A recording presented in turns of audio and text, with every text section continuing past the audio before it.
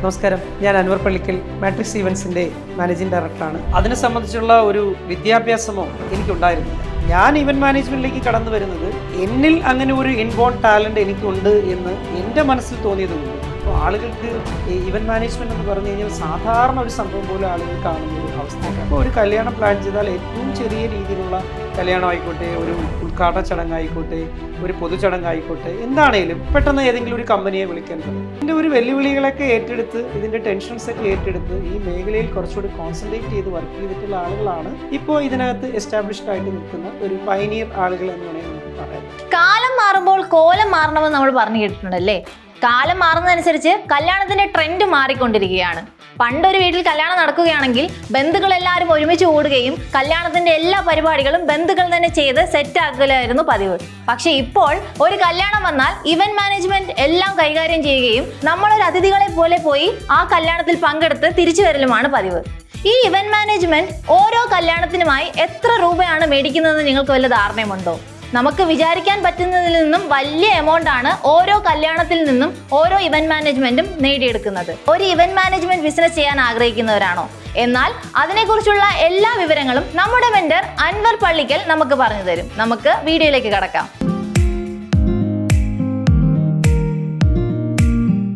Did you know something? നിങ്ങൾക്കറിയാമോ, ലോകത്തിൽ ഏറ്റവും കൂടുതൽ ലാർജസ്റ്റ് ഓഡിയൻസ് ഉണ്ടായിരുന്ന ഒരു പോഡ്ഫെസ്റ്റ് ഉണ്ട്. വിർച്വൽ കോൺഫറൻസ് ആണ് പോഡ്ഫെസ്റ്റ് ഗ്ലോബൽ സമ്മിറ്റ്. അതിനാണ് ആ ഒരു റെക്കോർഡ് ലഭിച്ചിരിക്കുന്നത്.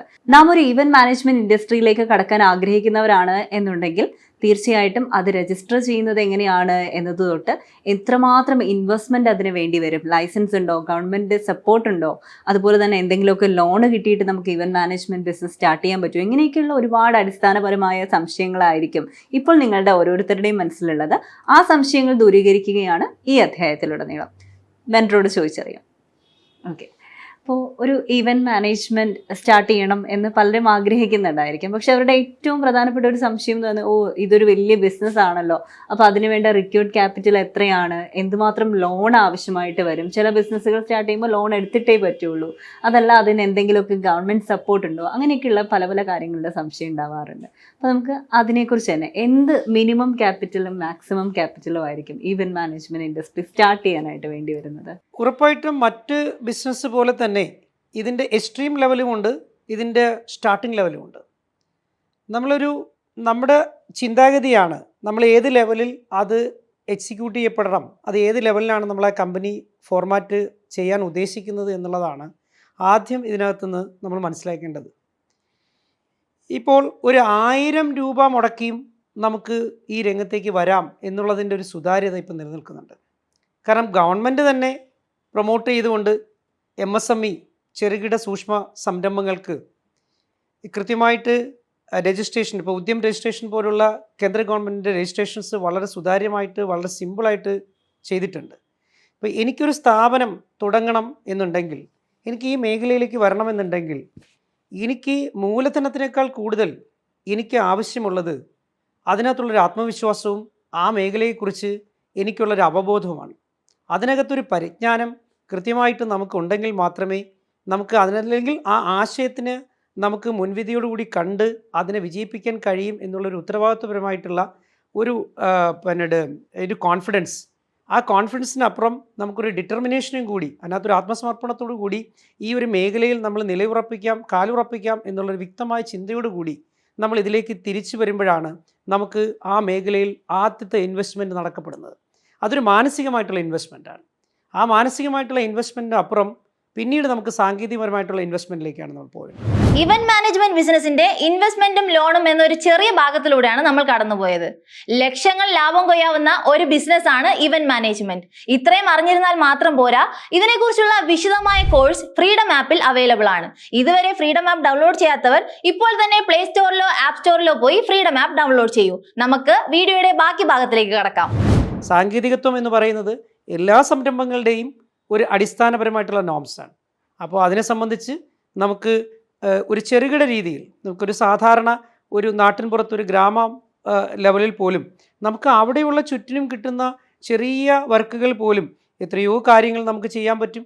അതിൽ പോലും നമുക്കൊരു ചെറിയ രജിസ്ട്രേഷൻ, നമുക്കൊരു ഉദ്യമ രജിസ്ട്രേഷനിലൂടെ ഒരു 1000 രൂപ ചിലവില്ലാതെ തന്നെ അതിനകത്തൊരു ഇൻവെസ്റ്റ്മെൻറ്റ് ഇല്ലാതെ തന്നെ നമുക്ക് ആ ഒരു സംരംഭത്തിലേക്ക് നമുക്ക് വരാം, ഒരു പേര് രജിസ്റ്റർ ചെയ്യപ്പെടാം. ആ പേരിനോടൊപ്പം നമ്മൾ കൃത്യമായിട്ടും ഒരു MSME ഒരുപാട് ലോണുകൾ പ്രൊവൈഡ് ചെയ്യുന്നുണ്ട്. കേന്ദ്ര ഗവൺമെൻറ് പല രീതിയിൽ മുദ്രാ ലോൺ അടക്കമുള്ള പല രീതിയിലുള്ള ലോണുകൾ പ്രൊവൈഡ് ചെയ്യുന്നുണ്ട്. അത് ചെറിയ അളവിൽ 1 ലക്ഷം രൂപ മുതൽ 10 ലക്ഷം രൂപ വരെയും 2 കോടി രൂപ വരെയും പല സ്കീമുകളിലായിട്ട് തന്നെയുള്ള ലോണുകൾ പ്രൊവൈഡ് ചെയ്യുന്നുണ്ട്. അതുപോലെ തന്നെ സ്റ്റാർട്ടപ്പ് മിഷനുണ്ട്. ഇപ്പോൾ കേരളത്തിലൊരു സംഭവം വന്നു കഴിഞ്ഞാൽ ഒരു സ്റ്റാർട്ടപ്പ് മിഷനുമായിട്ട് ബന്ധപ്പെട്ട് കഴിഞ്ഞാൽ നമുക്ക് അവിടെ രജിസ്റ്റർ ചെയ്യപ്പെടാം. അവിടെയും നമുക്ക് ഈ രീതിയിലുള്ള സംഭവങ്ങൾ കിട്ടും. ഇനി ഒരു വനിതയാണ് എങ്കിൽ അത് വനിതയ്ക്ക് പ്രത്യേകിച്ച് പരിഗണന കൊടുക്കുന്ന ഒരുപാട് സംരംഭങ്ങളുണ്ട്. അതിനകത്ത് ഈ പറയപ്പെടുന്ന മേഖല, ഇതിനകത്ത് 2 കാര്യം ഒന്ന് ശ്രദ്ധിക്കപ്പെടേണ്ട ഒരു കാര്യം, ഇത് ഇപ്പോഴും ഒരു അസംഘടിത മേഖലയാണ്. അത് നമ്മൾ പ്രധാനമായിട്ടും ശ്രദ്ധിക്കേണ്ട ഒരു സംഭവമാണ്. ഇതിനകത്തൊരു സംഘടിതമായിട്ടുള്ളൊരു സംവിധാനം ഇതുവരെയും ഗവൺമെൻറ് ഭാഗത്തുനിന്നോ അല്ലെങ്കിൽ മറ്റ് ഭാഗങ്ങളിൽ നിന്നോ ഈ ഒരു പ്രൊഫഷനെ ആ രീതിയിൽ ഒരു തൊഴിലായിട്ട് അംഗീകരിക്കപ്പെട്ടിട്ടില്ല എന്നുള്ളൊരു സത്യം കൂടി നമ്മൾ ഇതിനകത്ത് മനസ്സിലാക്കണം. അപ്പോൾ അതിനേക്കാൾ ഉപരി നമ്മൾ സ്വയം കണ്ടെത്തുന്ന ഒരു തൊഴിലായിട്ട് ഇതിനെ കണ്ടെത്തുകയും ആ കണ്ടെത്തുന്നതിനനുസരിച്ചുള്ള ഒരു ഇൻവെസ്റ്റ്മെൻറ്റ്, ഇപ്പം നമ്മൾ ഒരു മൂലധനം ഒരു 1 ലക്ഷം രൂപ മൂലധനത്തോടുകൂടി നമ്മളൊരു സംരംഭം തുടങ്ങുകയാണ് എങ്കിൽ ഇപ്പം നമ്മളെ സംബന്ധിച്ചിടത്തോളം അതിനകത്ത് 2 രജിസ്ട്രേഷൻ, ഞാൻ നേരത്തെ പറഞ്ഞ പോലെ MSME രജിസ്ട്രേഷനിലേക്ക് പോകാം. അതല്ല എന്നുണ്ടെങ്കിൽ കമ്പനി രജിസ്ട്രേഷൻ, നമ്മളൊരു ഓണർഷിപ്പ് രജിസ്ട്രേഷൻ രജിസ്റ്റർ ചെയ്യുകയും അതിനകത്തൊരു സിംഗിൾ ഓണർഷിപ്പിനകത്ത് പ്രൊപ്പറേറ്റർഷിപ്പ് രജിസ്ട്രേഷനിലേക്ക് പോവുകയും അതിന് നമ്മൾ രജിസ്ട്രേഷൻ അതിനനുസരിച്ചുള്ള ലോക്കൽ ബോഡി എന്ന് പറയുമ്പോഴത്തേക്ക് അതിനകത്ത് മുനിസിപ്പാലിറ്റി ആവാം, കോർപ്പറേഷൻ ആവാം, അല്ലെങ്കിൽ ഈ പറയുന്ന കണക്ക് പഞ്ചായത്താവാം. ആ ലോക്കൽ ബോഡിയിലുള്ള ഒരു ലൈസൻസിങ് സിസ്റ്റം ഉണ്ടാകും. അപ്പോൾ ആ ലൈസൻസിങ് സിസ്റ്റവും ഇതിനനുസരിച്ചുള്ള ഈ പറയപ്പെടുന്ന കാര്യങ്ങൾ കൂടി ചെയ്ത് അതിനകത്തൊരു കൃത്യമായ ഒരു ബാങ്ക് അക്കൗണ്ട് ഉൾപ്പെടെയുള്ള കാര്യങ്ങളുമായി മുന്നോട്ട് പോയാൽ ആദ്യത്തെ സമയത്ത് നമുക്ക് ഒരു 20 ലക്ഷം രൂപ വരെയുള്ള ബിസിനസ്സിൻ്റെ ടേൺ ഓവറിന് GST ബാധകമല്ല. അപ്പോൾ അങ്ങനെ ഒരു റൂൾസും ഉണ്ട്. GST കൗൺസിലിന് അങ്ങനെ ഒരു റൂൾസ് ഉണ്ട്. അപ്പോൾ 20 ലക്ഷം രൂപ എന്ന് പറയുമ്പോൾ നമ്മൾ തുടങ്ങുന്ന സംരംഭത്തിന് ഈ ഒരു വർഷത്തിൽ 20 ലക്ഷം രൂപയ്ക്ക് മുകളിൽ ടേൺ ഓവർ ഉണ്ടെങ്കിൽ മാത്രമേ നമുക്ക് GST രജിസ്ട്രേഷൻ മാൻഡേറ്ററി ആവത്തുള്ളൂ. അപ്പോൾ അങ്ങനെ വന്നു കഴിഞ്ഞാൽ തീർച്ചയായിട്ടും നമുക്ക്, എന്നാൽ നമ്മളിപ്പോൾ ഈ പറയപ്പെടുന്ന പല ഇവൻറ്റുകളിലേക്ക് നമ്മൾ പോകുമ്പോൾ നമുക്ക് ചിലപ്പം അങ്ങനെയുള്ള രജിസ്ട്രേഷൻസും അങ്ങനെയുള്ള അനുബന്ധമായിട്ടുള്ള നിയമപരമായിട്ടുള്ള ലൈസൻസിങ് സിസ്റ്റവും നമുക്ക് ആവശ്യമായി വരാം. അപ്പോൾ അങ്ങനെ വരുമ്പോൾ ഇപ്പം നമ്മളൊരു ബില്ലിങ്ങുമായിട്ട് ബന്ധപ്പെട്ട് പോകുന്നൊരു സമയത്തോ അല്ലെങ്കിൽ ഏതെങ്കിലും ഒരു രീതിയിലുള്ളൊരു കോർഡിനേഷൻ നടക്കുന്നൊരു സമയത്തോ നമുക്ക് അതിൻ്റെ ആവശ്യം വരാം. അങ്ങനെ വരുന്ന സമയത്ത് അതിലേക്ക് പോവുകയും, എന്നാൽ ഞാൻ നേരത്തെ പറഞ്ഞതുപോലെ മിനിമം ഇൻവെസ്റ്റ്മെൻറ്റിൽ നിന്നുകൊണ്ട് ഒരു ഇവൻ്റ് ഒരു സ്റ്റാർട്ടപ്പായിട്ട് തന്നെ ചെയ്യാൻ കഴിയുന്ന ഒരുപാട് ലഘൂകരിച്ചിട്ടുള്ള നിയമപരമായിട്ടുള്ള സിസ്റ്റംസ് നമ്മുടെ നാട്ടിൽ നിലനിൽക്കുന്നുണ്ട്. അതിനെ നമ്മൾ അറിയാനുള്ള ഒരു സംവിധാനം ഉണ്ടാക്കുകയും അതിന് വേണ്ടുന്ന സൗകര്യങ്ങൾക്ക് വേണ്ടിയിട്ടുള്ള രജിസ്ട്രേഷൻ സംബന്ധിച്ചുള്ള കാര്യങ്ങൾ ചെയ്യുകയും ചെയ്യും. അത് പ്രധാനപ്പെട്ട ഒന്ന്. ഇനി ഇതിന് ഞാനൊരു എക്സ്ട്രീം ലെവലിലേക്ക് പറഞ്ഞു. ഞാൻ നേരത്തെ സ്റ്റാർട്ടിംഗ് ലെവലും പറഞ്ഞു, അതുപോലെ തന്നെ ഒരു എക്സ്ട്രീം ലെവലിലേക്കും പറഞ്ഞു. തീർച്ചയായിട്ടും ഇപ്പോൾ സ്വാഭാവികമായിട്ടും ഇപ്പോൾ ഇവൻറ്റുകളിൽ ചില ഇൻവെസ്റ്റേഴ്സ് എന്ന് പറയുമ്പോൾ അവർ കൃത്യമായിട്ടും ആ മേഖലയെക്കുറിച്ച് അവർക്ക് കൂടുതൽ അറിവില്ല എങ്കിലും അല്ലെങ്കിൽ അറിവുണ്ടെങ്കിലും അവരെ സംബന്ധിച്ചിടത്തോളം നല്ല വിദ്യാഭ്യാസ യോഗ്യതയും അത്യാവശ്യം നല്ല സാമ്പത്തിക യോഗ്യതയും ഒക്കെ ഉള്ള ആളുകൾ ചിലപ്പോൾ ഒരു കൂട്ടായ പ്രവർത്തനത്തിന് വേണ്ടിയിട്ട് ഒരു കോർപ്പറേറ്റ് ലെവലിൽ ചിന്തിക്കുന്ന ആളുകളുണ്ടാവാം. അപ്പോൾ ഇതിൻ്റെ ലെവൽ നമ്മൾ മനസ്സിലാക്കേണ്ടത് ഇതിനൊരു സ്റ്റാൻഡേർഡ് ലെവൽ മാത്രമല്ല, ഇതിൻ്റെ ഏറ്റവും ടോപ്പസ്റ്റ് ലെവൽ ചിന്തിക്കുന്ന ആളുകളുണ്ട്. അപ്പോൾ അത് സ്റ്റാർട്ടിംഗ് ലെവലിൽ തന്നെ അതുപോലുള്ള ഒരു സംവിധാനത്തിലേക്ക് ഒരുക്കാൻ അവർക്ക് തയ്യാറാണെങ്കിൽ അതിനൊരു കോർപ്പറേറ്റ് ടീം ഉണ്ടാക്കാൻ പറ്റും അവർക്ക്. ഇപ്പോൾ ഒരു ടീം എന്ന് പറയുമ്പം അതിനകത്ത് ക്രിയേറ്റീവ് പാർട്ടിലുള്ള ടീം, അതിൻ്റെ ഇൻവെസ്റ്റ്മെൻറ്റ് പാർട്ടിലേക്കുള്ള ടീം, അതിൻ്റെ എക്സിക്യൂഷൻ പാർട്ടിലേക്കുള്ള ടീം, അതുപോലെ തുടങ്ങി എല്ലാ മേഖലകളിലും അവർക്ക് അത്യാവശ്യം ഒരു മാൻ പവറും അത്യാവശ്യം അതിനകത്ത് സ്കിൽഡ് ആയിട്ടുള്ള ആളുകൾ ഉൾപ്പെടെയുള്ള ഒരു വലിയൊരു ടീമിനെ ഉണ്ടാക്കിയാൽ അതിനകത്ത് ഇപ്പോൾ ഒരു ഇൻവെസ്റ്റ്മെൻറ്റ് ഒരു കോർപ്പറേറ്റ് ലെവലിലുള്ള വലിയ ഇവൻറ്റുകൾ ചെയ്യുന്നതിന് വേണ്ടിയിട്ടും അല്ലെങ്കിൽ അതുപോലെ തന്നെ ഈ സോഷ്യൽ ഇവൻറ്റ്സുകൾക്ക് വേണ്ടിയിട്ടുള്ള ഒരു വലിയ ഇൻവെസ്റ്റ്മെൻറ്റിലേക്ക് വരുന്ന രീതിയിലുള്ള സംഭവങ്ങൾ, അതായത് ശരിക്കും പറഞ്ഞാൽ സ്പോൺസർഡ് പ്രോഗ്രാം ഉൾപ്പെടെയുള്ള കാര്യങ്ങൾ വലിയ ലെവലിൽ ചിന്തിക്കുന്ന ഒരു 5 CR അല്ലെങ്കിൽ 10 CR ഇങ്ങനെയുള്ള ഒരു രീതിയിലേക്ക് ഇൻവെസ്റ്റ്മെൻറ്റിലേക്ക് വരാൻ പറ്റുന്നതും ഈ ഈവൻറ്റ് മാനേജ്മെൻറ്റിൽ സുരക്ഷിതമായൊരു ബിസിനസ്സാണ്. അത് ആ ലെവലിൽ ചിന്തിക്കുന്ന ആളുകൾക്കേ അത് ആ രീതിയിൽ എക്സിക്യൂട്ട് ചെയ്യപ്പെടാൻ പറ്റത്തുള്ളൂ. അങ്ങനെ വന്നാൽ അതിനകത്ത് കോർപ്പറേറ്റ് ലെവലിലുള്ള പല രജിസ്ട്രേഷൻസും കാര്യങ്ങളും കമ്പനി ഫോർമാറ്റും വ്യക്തമായിട്ട് സാധാരണ ലെവലിൽ നമ്മൾ എങ്ങനെയാണോ ഒരു കമ്പനി ഫോർമാറ്റ് വരുന്നത് ആ കമ്പനി ഫോർമാറ്റിനനുസരിച്ചുള്ള രജിസ്ട്രേഷനും അതിൻ്റെ ഇൻവെസ്റ്റ്മെൻറ്റ് സൈഡും ഒക്കെ അവർക്ക് തീരുമാനിക്കാം. അങ്ങനെ തീരുമാനിച്ചാൽ അതിനകത്തു നിന്നുള്ള ബിസിനസ് കണ്ടെത്താൻ അവർ ക്യാപ്പബിൾ ആണെങ്കിൽ ആ ക്യാപ്പബിൾ ആകുന്ന ആളുകളെ സംബന്ധിച്ചിടത്തോളം അവർക്ക് ആ ബിസിനസ്സിനകത്ത് അവർ ലക്ഷ്യം കാണുന്നൊരു ടേൺ ഓവർ ഉണ്ടാകും. അപ്പോൾ ആ ടേൺ ഓവർ അവർക്ക് പിന്നീട് എക്സ്പ്ലോയിറ്റ് ചെയ്യാനുള്ള ഒരു കൃത്യമായിട്ടുള്ള ഒരു ബിസിനസ് നമ്മുടെ നാട്ടിലുണ്ട്. അപ്പോൾ ആ ലെവലിൽ ചിന്തിക്കുന്നവർക്കാണ് ആ ലെവലിൽ. നമ്മൾ നേരത്തെ പറഞ്ഞതുപോലെ ഒരു ജീവിതമാർഗമായി ഈ രംഗത്തേക്ക് വരുന്ന ആളുകൾക്ക് ആ രീതിയിലും വരാൻ കഴിയുന്ന ഒരു സംവിധാനം ഈ പറയപ്പെടുന്ന മേഖലയിൽ ഒരുക്കിയിട്ടുണ്ട്. പലപ്പോഴും നമ്മൾ ഈ ഒരു ഈവന്റ് ഒക്കെ ചെയ്യുമ്പോൾ NOC ഒക്കെ വേണ്ടി വരും ചില ഈവന്റ്സ് ചെയ്യുന്നതിന് അല്ലേ? അപ്പൊ ആ ഒരു NOC റിലേറ്റ് ചെയ്തിട്ടുള്ള എന്തെങ്കിലുമൊക്കെ ഇൻഫോർമേഷൻസ് ഉണ്ടോ? ഒരു ഇവൻറ്റിനെ സംബന്ധിച്ചിടത്തോളം അതിൻ്റെ ലൈസൻസിങ് പാർട്ടുകൾ അതിൻ്റെ ഇമ്പോർട്ടൻ്റ് ആയിട്ടുള്ള കാര്യങ്ങളാണ്. കാരണം ഓരോ ഇവൻറ്റുകളും ഒരു ടെമ്പററി ആയിട്ട് നമ്മൾ നടത്തപ്പെടുന്നതാണ്. അതിനൊന്നും സ്ഥിരമായിട്ടുള്ള സംവിധാനങ്ങളുണ്ടാവില്ല. അപ്പോൾ ആ ഒരു സമയത്തേക്ക് വേണ്ടിയിട്ട് ചിലപ്പോൾ നമ്മൾ 10,000-കണക്കിന് ആളുകൾ ഉൾക്കൊള്ളുന്ന ഒരു ടെമ്പററി വേദി ഉണ്ടാക്കും. ആ വേദിക്ക് ഒരു കോൺക്രീറ്റ് രീതിയിലായിരിക്കില്ല നമ്മൾ ആ വേദി ഉണ്ടാക്കുന്നത്. അപ്പോൾ ഒരു പെർമനൻ്റ് ആയിട്ടുള്ള ഒരു കൺവെൻഷൻ സെൻറ്റേഴ്സിലോ അല്ലെങ്കിൽ പെർമനൻ്റ് ആയിട്ടുള്ള സ്ഥലങ്ങളിലോ ആണെങ്കിൽ അതിൻ്റെ ഇൻഫ്രാസ്ട്രക്ചറുമായിട്ട് ബന്ധപ്പെട്ടുള്ള സ്ഥലങ്ങളിലെല്ലാം ആ നോംസ് നേരത്തെ പാലിക്കപ്പെട്ട് നിയമപരമായിട്ടുള്ള എല്ലാ പരിരക്ഷയും ഉറപ്പുവരുത്തിയായിരിക്കും അവിടെയുള്ള സംവിധാനം ഒരുക്കിയിട്ടുള്ളത്. പക്ഷേ നമ്മളൊരു 10,000 പേരെ ഉൾക്കൊണ്ടുകൊണ്ട് ഒരു ഇവൻറ്റിലേക്ക് പോകുമ്പോൾ, ഇപ്പോൾ പൊളിറ്റിക്കൽ ഇവൻറ്റ്, നമ്മൾ എത്രയോ പൊളിറ്റിക്കൽ ഇവൻറ്റുകൾ കാണുന്നുണ്ട്. പൊളിറ്റിക്കൽ ഇവൻറ്റുകളിൽ 50,000 ലക്ഷക്കണക്കിന് ആളുകൾ പങ്കെടുക്കുന്ന പൊളിറ്റിക്കൽ ഇവൻറ്റ് നമ്മൾ കണ്ടുകൊണ്ടിരിക്കുകയാണ്. പക്ഷേ ഈ പറയപ്പെടുന്ന സ്ഥലങ്ങളിൽ എത്ര കണ്ട് സുരക്ഷിതമായിട്ടുള്ള ഈ ഒരു സംവിധാനം നിലനിൽക്കുന്നുണ്ട് എന്നുള്ളതിൽ എനിക്കും ദുരൂഹതയുണ്ട്. കാരണം ആ ഇവൻറ്റുകൾക്ക് വരുന്ന VVIPസിനെ മാത്രമാണ് ഏറ്റവും കൂടുതൽ അതിനനുസരിച്ചുള്ള സുരക്ഷിതത്വത്തിന് വേണ്ടിയിട്ടുള്ള മുന്നൊരുക്കങ്ങൾ നടത്തുന്നത്. പക്ഷേ സാധാരണ പബ്ലിക്കിനെ സംബന്ധിച്ചിടത്തോളം, അവിടെ തിങ്ങിക്കൂടുന്ന പബ്ലിക്കിനെ സംബന്ധിച്ചിടത്തോളം അവരുടെ സുരക്ഷിതത്വത്തിന് എത്രമാത്രം മര്യാദയും മാന്യതയും ഇപ്പോൾ ബന്ധപ്പെട്ട ഓഫീസേഴ്സ് കാണിക്കുന്നുണ്ട് എന്നുള്ളതിനെക്കുറിച്ച് എനിക്കറിയില്ല. കാരണം ഇപ്പോൾ അവിടെ ഒരു ഇവൻ്റ് നടത്തപ്പെടണമെങ്കിൽ കൃത്യമായിട്ടും ആ ഇവൻറ്റിന് പരിപാലിക്കപ്പെടേണ്ട നിയമപരമായിട്ടുള്ള ഗൈഡ് ലൈൻസ് പാലിക്കപ്പെടേണ്ടതുണ്ട്. ആ പാലിക്കപ്പെടേണ്ട കാര്യങ്ങൾക്ക് ഫയർ ആൻഡ് സേഫ്റ്റിയുടെ ഭാഗത്തു നിന്നുള്ള കൃത്യമായിട്ടുള്ള ഇടപെടലുണ്ടാവണം, അവരുടെ ചെക്കിംഗ് ഉണ്ടാവണം, പോലീസ് ഭാഗത്തുള്ള ചെക്കിംഗ് ഉണ്ടാവണം, ഇലക്ട്രിക്കലായിട്ടുള്ള ചെക്കിംഗ് നടക്കപ്പെടണം, അതിൻ്റെ ഇലക്ട്രിക്കൽ ഇൻസ്പെക്ടറേറ്റ് എന്നുള്ള പേപ്പർ വർക്കുകൾ കൃത്യമായിരിക്കണം. ഇതിനുള്ള ഓരോ സംവിധാനങ്ങളെക്കുറിച്ചും ഈ ടെമ്പററി ആയിട്ട് ഒരുക്കുന്ന എല്ലാ കാര്യങ്ങളെക്കുറിച്ചിട്ടും അതുമായി ബന്ധപ്പെട്ടുള്ള എല്ലാ ഡിപ്പാർട്ട്മെൻറ്റുകളും ആ ഡിപ്പാർട്ട്മെൻറ്റുകളുടെ NOC, അതാണ് ഞാൻ നേരത്തെ വിദ്യ സൂചിപ്പിച്ചതുപോലെ ആ NOC കൃത്യമായിട്ടും അവിടെ കൊടുക്കപ്പെടേണ്ടത്. അപ്പോൾ ആ NOC, ആ നോ ഒബ്ജക്ഷൻ സർട്ടിഫിക്കറ്റ്സ് എന്ന് പറയുന്നത് കൃത്യമായിട്ടും ഓരോ ഡിപ്പാർട്ട്മെൻറ്റുകളിൽ നിന്നും കൊടുക്കപ്പെടേണ്ടതാണ്. അങ്ങനെ എല്ലാ ഡിപ്പാർട്ട്മെൻറ്റുകളുടെയും നോ ഒബ്ജക്ഷൻ സർട്ടിഫിക്കറ്റ് ലഭിക്കുമ്പോഴാണ് ഒരു ഇവൻറ്റ് പരിപൂർണമായിട്ടും നമുക്ക് സുരക്ഷിതമായി ചെയ്യാൻ കഴിയുന്നത്. അങ്ങനെ വന്നാൽ ആ ഇൻഷുറൻസ് ഉൾപ്പെടെയുള്ള കാര്യങ്ങൾ ഓരോ ഇവൻറ്റിനും ചെയ്യപ്പെട്ടാൽ നമുക്ക് സുരക്ഷിതമായൊരു ഇവൻറ്റ് ചെയ്യാൻ കഴിയും. അങ്ങനെ വന്നാൽ നമ്മൾ അതിനകത്ത് ബോധേഡാവേണ്ട കാര്യം വരുന്നില്ല. പക്ഷേ നമ്മുടെ നാട്ടിൽ നടക്കുന്ന ഇവൻറ്റുകളിൽ ഈ പറയപ്പെടുന്ന കാര്യങ്ങൾ എത്രത്തോളം സുരക്ഷിതമായും സൂക്ഷ്മമായും ചെയ്യുന്നു എന്നുള്ള ഒരു യാഥാർത്ഥ്യം നമ്മൾ പരിശോധിക്കപ്പെടേണ്ടതാണ്. അത് നമ്മൾ ചിന്തിക്കപ്പെടേണ്ടതാണ്. നമ്മുടെ നാട്ടിൽ ഇതുപോലുള്ള സംവിധാനങ്ങൾ ഉണ്ടാക്കിയെടുക്കുമ്പോൾ ബന്ധപ്പെട്ട അധികാരികൾ ഇതുമായി ബന്ധപ്പെട്ട് അന്വേഷണം നടത്തേണ്ടതായിട്ടുണ്ട്. അത് ഞാൻ ഇതിനോടൊപ്പം പറഞ്ഞു പോകുന്നു എന്നുള്ളതേ ഉള്ളൂ. അപ്പോൾ സ്വാഭാവികമായിട്ടും നമ്മളൊരു ഇവൻറ്റ് ചെയ്യുമ്പോൾ സുരക്ഷിതമായിട്ടുള്ള എല്ലാ നിയമ സംവിധാനങ്ങളും പാലിക്കപ്പെട്ടുകൊണ്ട് അത് നടത്തപ്പെട്ടാൽ തീർച്ചയായിട്ടും നമുക്ക് ഒന്നിനെക്കുറിച്ചും ടെൻഷൻ ആവേണ്ട കാര്യം വരുന്നില്ല. അതെ.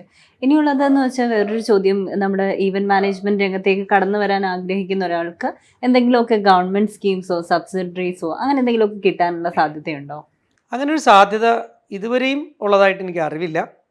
സാധാരണ ലെവലിൽ ഗവൺമെൻറ് ഈ ഒരു മേഖലയ്ക്ക് വേണ്ടി മാത്രമായിട്ട് അങ്ങനെ ഒരു രീതിയിലുള്ള ഒരു പരിഗണനയും ഇതുവരെയും നൽകിയതായിട്ട് എനിക്കൊരു അറിവില്ല.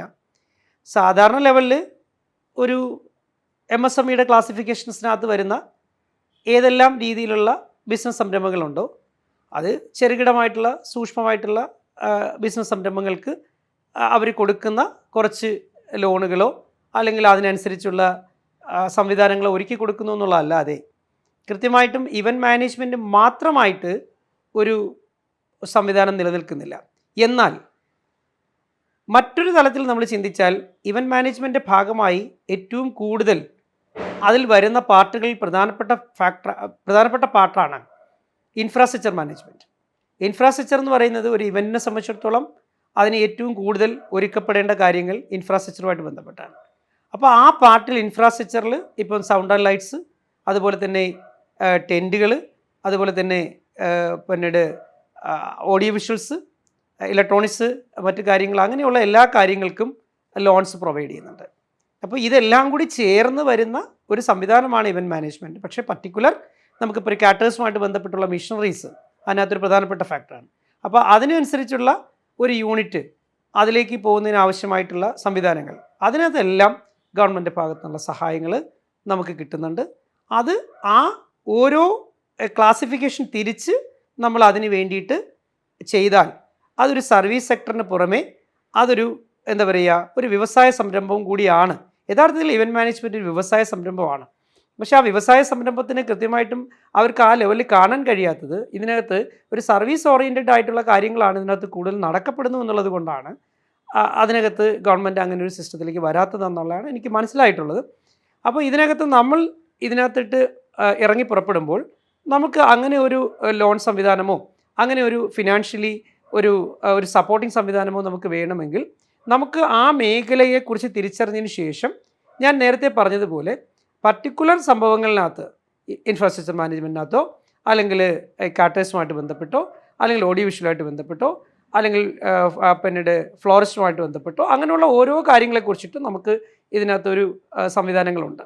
അത് സെഗ്രിഗേറ്റ് ചെയ്ത് അതിന് വേണ്ടിയിട്ട് കൃത്യമായിട്ട് നമ്മൾ ലോണിന് വേണ്ടിയിട്ട് അപ്ലൈ ചെയ്താൽ അതിനകത്ത് ഫിനാൻഷ്യലി നമ്മളെ ഹെൽപ്പ് ചെയ്യാൻ ഗവൺമെൻറ് സ്കീമുകൾക്കുണ്ട്, സാധ്യതയുണ്ട്. ഓക്കെ, അപ്പോൾ അത്തരത്തിലുള്ള സാധ്യതകളൊക്കെയാണുള്ളത്. ഇനി ഒരു വ്യക്തി ഈവൻറ്റ് മാനേജ്മെന്റ് രംഗത്തേക്ക് കടന്നു വരുമ്പോൾ അതെങ്ങനെയാ ഒരു ഫേം ആയിട്ട് രജിസ്റ്റർ ചെയ്യുന്നത് എന്നുള്ള കാര്യങ്ങൾ കുറച്ചൊന്ന് സ്റ്റെപ്പ് ബൈ സ്റ്റെപ്പ് ആയിട്ട് പറഞ്ഞു കൊടുക്കുകയാണെന്നുണ്ടെങ്കിൽ കുറച്ചുകൂടെ ഒന്ന് പ്രയോജനകരമായിരിക്കും.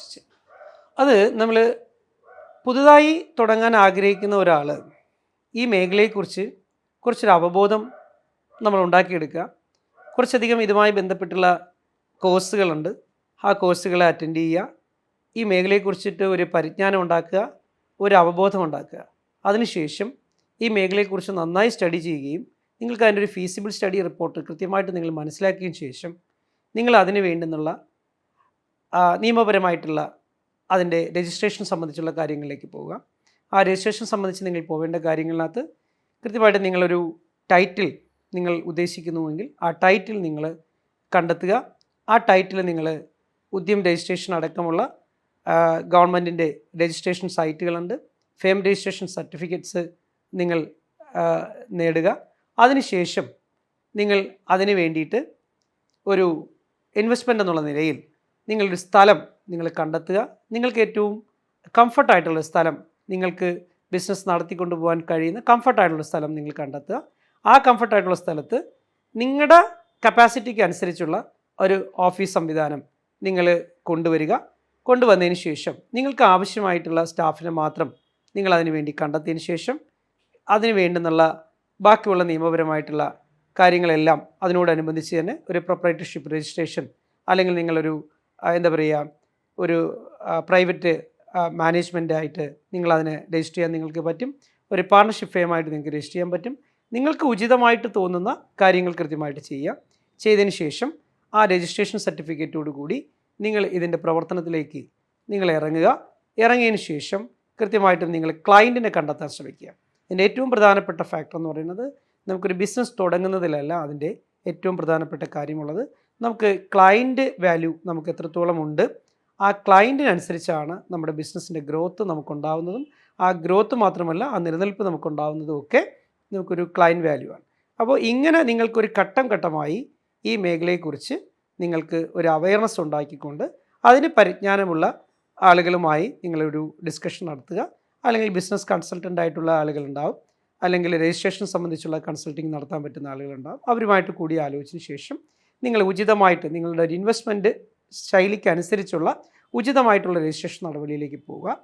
അത് അങ്ങനെ വരുമ്പോൾ നിങ്ങൾക്ക് കൃത്യമായിട്ടും ഈ മേഖലയിൽ നിങ്ങൾക്ക് വിജയിക്കാൻ കഴിയും. ഇവന്റ് മാനേജ്മെന്റ് ബിസിനസ് ആരംഭിക്കുന്നതിന് ആവശ്യമായ ലോൺ മൂലധനം എന്ന ഒരു ചെറിയ ഭാഗത്തിലൂടെയാണ് നമ്മൾ കടന്നുപോയത്.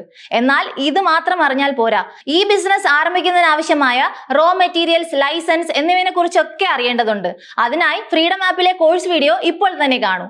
ഇതുപോലുള്ള ഇൻഫോർമേറ്റീവ് വീഡിയോകൾക്കായി ഇപ്പോൾ തന്നെ ഫ്രീഡം മലയാളം മണി ചാനൽ സബ്സ്ക്രൈബ് ചെയ്യൂ.